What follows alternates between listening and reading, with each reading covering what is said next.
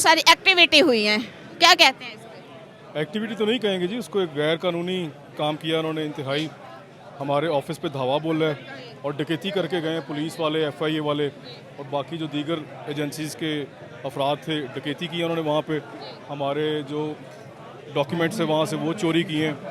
तो इसके इंशाल्लाह ताला हमारे जैसे ही लीडरशिप कोई लाहेअमल तय करेगी, हम इस पे एहतजाज भी करेंगे और जो कानूनी चाराजोई वो भी करेंगे। अभी खबर आ रही है कि उनको छोड़ भी दिया गया, रिलीज कर दिया गया, क्या कहते हैं?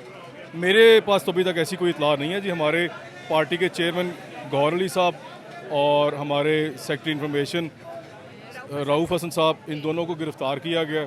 इनके साथ वहाँ से ख़वातीन कारकुनान और दीगर जो वहाँ पे अमला है उनको भी गिरफ़्तार किया गया।